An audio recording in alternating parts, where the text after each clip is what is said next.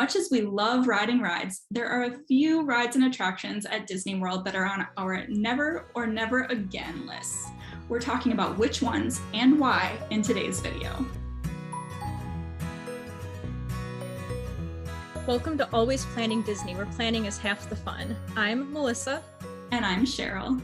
And on this channel, we talk through all of the details that go into making our vacations magical. So when it comes to rides that I will never go on or will never go on again, I think my list is a little bit long, and it's partly because if you remember when we talked attractions we do like, I like a lot of those original day one, sort of like Disneyland revisited type of charming rides. I'm not a very big thrill seeker, although I don't mind a good roller coaster. I enjoy them quite a bit. I am horribly claustrophobic, and a lot of Disney World is indoors, and I don't like being in tubes. I don't like being in tight confined spaces.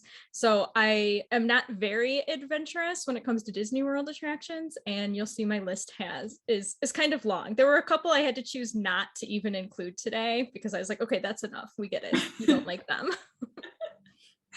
I can relate to that because I'm someone who grew up waiting in the gift shops for my family to ride most of the rides in Disney World. So I would wait with them in line and then say, no, I'm not going on this ride to the cast member and be escorted to the gift shop where I waited for them. So I can totally understand that feeling. I'm still kind of a nervous rider as an adult, but I have come to enjoy thrill rides as I've gotten older. So I've actually tried all of the rides that I'm going to include on my list today, but I don't really want to ride them again. So for me, this is more of a never again list than a never list. I really aspire to be like you and to try some of these because I have quite a few that I have never tried and probably never will. All right, so should we start with Magic Kingdom? Yeah. All right, so my one never again ride, and this one comes with an asterisk, I guess, but that's Space Mountain, and it's for a really grown-up reason of it hurts my back, and I'm a very average-sized person, and so it seems like I should be fine in the ride vehicle, but the last time I rode this was over 5 years ago. So I was even younger than I am now. It was before I had experienced a pregnancy, and I was hurting pretty bad after riding it. So this is one that I will ride if my son wants to ride it when he's big enough, and he probably will want to, but it's not one that I'm going to seek out for myself because it really hurts. Yeah, I agree with you. No Space Mountain for me, but for a totally different reason. I have seen pictures of it. It is a dark tube. You are not going to put me in one. Claustrophobia will not allow for that. I was watching actually the Disney Plus series about behind the rides, and the Space Mountain one. I was sweating the whole time. I'm like, how do people go like tunneling through this? It is not for me whatsoever. And it is very tightly packed into that building if you have seen it with the lights on. So it's a little nerve-wracking. My husband, who is quite tall, he's 6'4", feels almost like he has to duck because he feels like his head is going to hit the other tracks. So it's also one that he's not interested in riding. Yeah, I am good. There are people I travel with who will gladly go on it, and I will do something different. Speaking of the grown-up reasons for not going on rides, I won't do the Mad Tea Party. I am too old for spinning things at this point. It is not, I do not get along well with them, and I just don't want to feel that bad coming off a ride or nauseous after, because it ruins the next however long of your trip, the next hour or so. Fair. Yeah, that one's out for me. Also, kind of surprisingly, Barnstormer is on my never again list just because it's short, it's bumpy and shaky, and I don't want to wait in a line to do that. I'm good. I've gone on it before, so I'm all right. And I'm a little ashamed to also put on my Magic Kingdom list the People Mover. I will go on it again, but it gets very dark and closed in when you go through the Space Mountain building. And the first time we were on it, we're partway in when I realized, I'm like, oh, I'm just gonna have to do some breathing exercises to not have a panic attack on the People Mover. So I'll probably try it again, but I'm putting it on my list because it's not my favorite thing to do. It does get very dark and for long periods of time. So I think that's one that's considered a very relaxing ride for most people. But I have some moments of anxiety on that ride too, because it's so dark and you don't really know when the light is coming. So I feel for you with that one. Not for me. All right, so over at Epcot, I don't think I'm going to surprise anyone when I say Mission Space is one I'm not super interested in doing again. Apparently, I have ridden the orange version, the more intense version of Mission Space. I vaguely recall the fact of having ridden it, but not the experience whatsoever. So I don't know. I don't know how I felt about it because I literally do not remember riding it, but my husband assures me that he was with me when we went. I don't know. That one, I would potentially, again, if my kid wanted to ride it when he's big enough, I would probably try the green side first just to see how I do with that, because I do experience motion sickness and I do get a little uncomfortable in tight spaces. So I don't know, even though I apparently have ridden this one before, I'm not very interested in riding it again. No surprise, no Mission Space for me either, because that is an incredibly tight space. It is not going to happen for me. My daughter will somewhat gladly go on it, but she prefers the green one too, just because the orange, and I think it's an issue with the technology. When it's not perfectly synced up, your motion sickness tends to kick in more. So she will ride the green one, and luckily she has an adult who will ride it with her, because it is not me. There's no Mission Space for me. And also no Spaceship Earth, probably nothing space at Epcot, because for whatever reason they tend to be very cramped, and that is not for me. Fair enough. Okay, so this one I have mentioned before in Epcot, but I'm done with the seas. I'm done with it. I went on it last time because I had a 3-year-old and I thought, oh, Nemo, he likes sea creatures. I'll go on it. But I cannot handle the giant aquariums, and especially the ones where you are going under the water. I can't handle it. I don't know what exactly it is. It's some sort of irrational fear of the whole thing caving in, I think. So last time I went on it, future trips, I am just going to let my son and my husband go and enjoy Nemo, enjoy the sea base for as long as they would like to do so. And I am going to go shopping somewhere instead, because I just can't do it anymore. There is a great Disney paradox for me, which is that it both reduces my overall anxiety just being there, but at the same time, there are so many anxiety producing details that you can encounter in Disney. And I am really working through this in order to enjoy more rides. But for now, my never list, you have noticed the theme: nothing tight, enclosed spaces, or complete darkness. And actually at Epcot, I have another never again, which is Test Track. I had such a traumatic experience on it a few years ago. It kept breaking down, like every 20, 30 seconds, complete stop. It was a lights on, shut down, but no evacuation. And I really wanted them to evacuate us, because I was like, okay, this cart moves for a little bit and stops, and it's been doing it the whole trip. Please let us off before we go. What is it, like 60 or something miles per hour outside? Like, just let me off of this. And they did not. And at the same time, we had someone else's child with us. It was my daughter and myself and a single rider. And so I had to be like extra, not the panic force, because I had 2 minors with me. And this kid was very friendly and talkative and had lots of stories to share with us and experiences. And just the combination of all of those things, I am so scarred that I don't think I'm going on Test Track again. And that's one that I really enjoy, but I don't know that I would enjoy it if I had had that kind of an experience. It was already a little weird having an additional child you're not related to in your ride car with you. And then to repeatedly break down to the point where you can have a conversation with, I don't know. I was way out of my comfort zone. I bet. All right, Hollywood Studios has one of my top never again rides, and that is Tower of Terror. I have been on that once. I've spent a lot of time in the Tower of Terror gift shop over the years, but I have ridden that ride once when everybody else convinced me to ride it. And I was like, okay, I'm going to be brave. I think this was the trip we took my freshman year in college.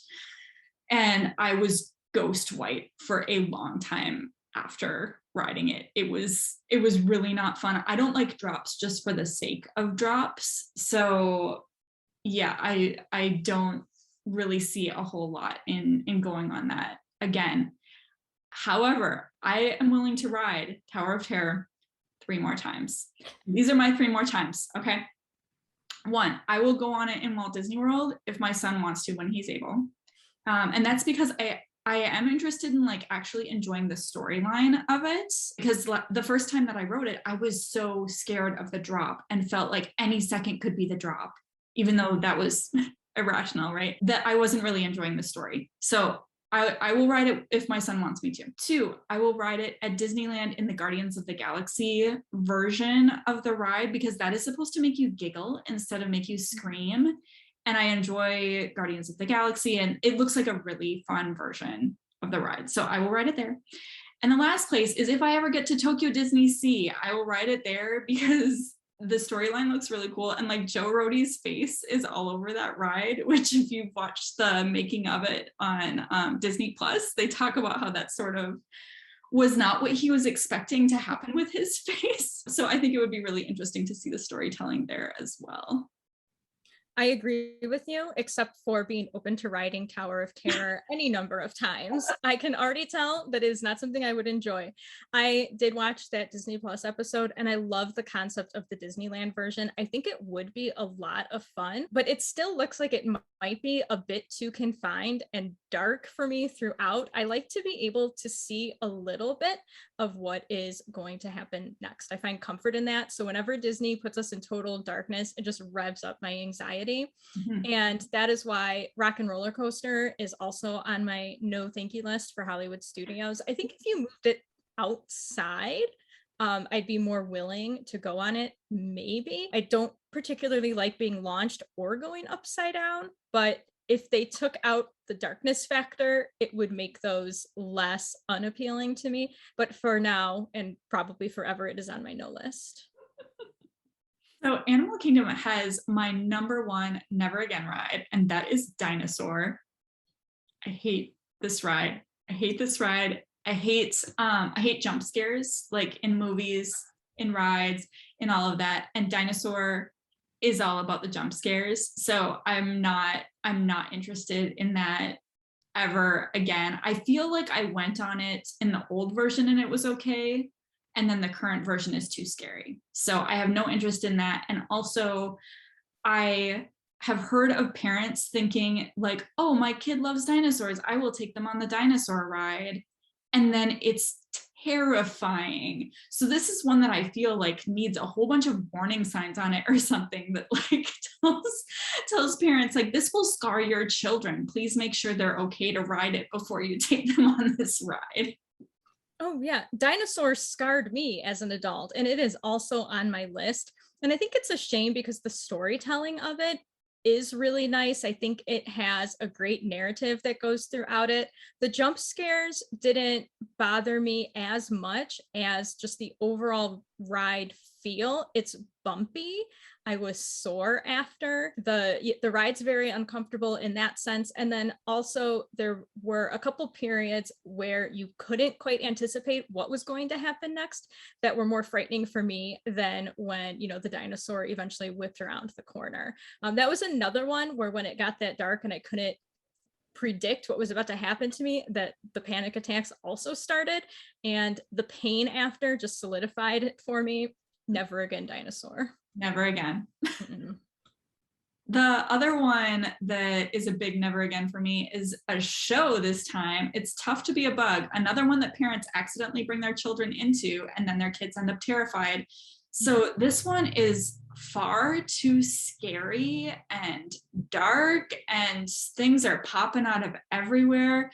I don't understand the point of this show, to be quite honest. I feel like you could have taken this movie and made a cute, fun show that kids would have liked, but instead they made it super scary. So no, never again. Yep, never again for me either. It is loud, it smells. Again, it is uncomfortable when they have things poking you throughout the show. I forgot how bad it was and we went on it last time and that was a gigantic mistake. Never again. I have to tell my family if I even think of it, just no, remind me, it's awful. It needs to be re-envisioned for sure.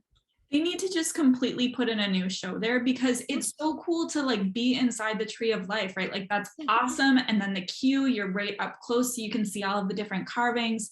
That's so cool. But then they put this awful attraction inside. It's just a miserable experience. So I hope that they just rip that thing out and put something new in there. Agreed. All right, and my last one is also a show, and that's the bird show. Again, this is a case of like irrational anxiety. I do not like bird shows. I do not like it when I can feel the birds like right against the top of my head. I do not feeling like they're gonna land on me or they're gonna poop on me or something like that. So this is one that again I would happily send my husband and child to because they would both enjoy it very much. But even at my local zoo, I don't like to go to the bird show, so I wait outside. I skip it. The bird show is one of the things that all of us actually like to do there. So that one's on our list. I have one more though at Animal Kingdom that is so far on my no list, but it might change. Expedition Everest. It actually doesn't look too bad until everything that happens after you go backwards. That looked like it might be beyond my comfort zone. It's on my maybe list. It's pretty open overall in terms of a roller coaster, so I would enjoy that, but I've avoided it up until now. And a lot of people don't like that backwards part, so that's definitely something to think about. Mm-hmm. So I thought maybe we could end with some strategies for other folks like us who might be nervous riders at a theme park like Disney World. Like the whole point is to go on rides, right? And so for me, I think the first thing is to know what you are and are not willing to do, because as our list today shows, there are some things that might be completely fine for the vast majority of people who are at Disney World and are really not okay with you. So like for me, going on Nemo, like that's a little kid ride and I am not okay with that. And it's just something that I know about myself, right? And a strategy that I think both of us have used is watching YouTube ride run through videos. So for me, that was really important with Rise of the Resistance because I had heard a few things about it that made me think, oh, I don't know if this ride is okay for me. I wanted to go on it because I had heard it was so amazing, but at the same time, I knew that there was a big drop in it. And I knew that there were some like really intense dramatic moments. And I just thought, I don't know if I'm comfortable with this. And so for me, I would rather have the ride be spoiled and know that I'm going to feel okay about going on it, that it's not something that I can't handle, then like, yeah, go into it and be surprised by something that is going to make me really uncomfortable and want to run screaming out of my ride vehicle.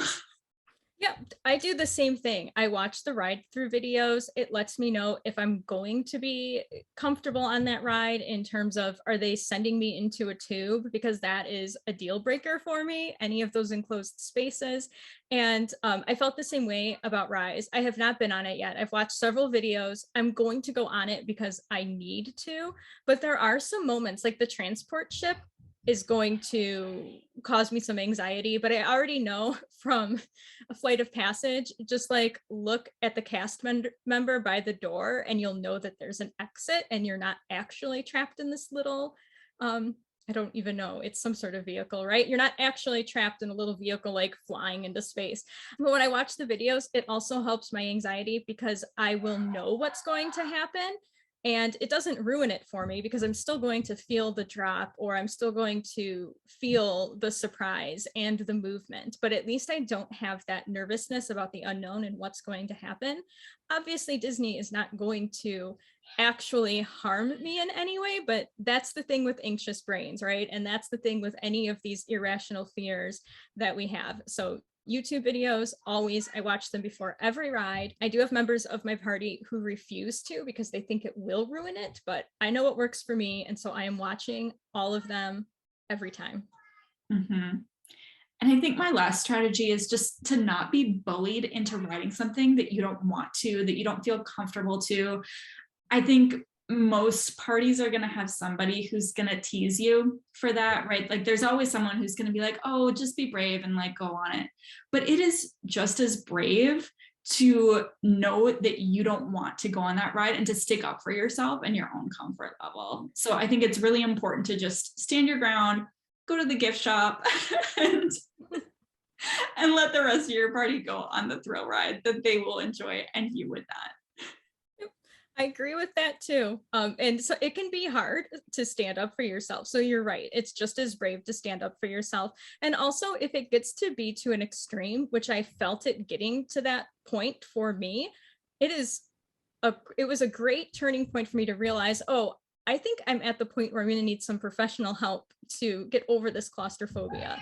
You know, I still do reach a point where like car washes will set me off. So I make myself go to the car wash and I practice my way through that, and largely so that I can enjoy Disney, which is a little crazy, but I want to thank Disney for getting me to that point. Yeah, it's great to have an opportunity to realize where you can work on yourself, right? Mm-hmm. All right, thanks so much for tuning in. Let us know in the comments what Disney World rides make your never or never again list. And remember to like and subscribe to plan along with us.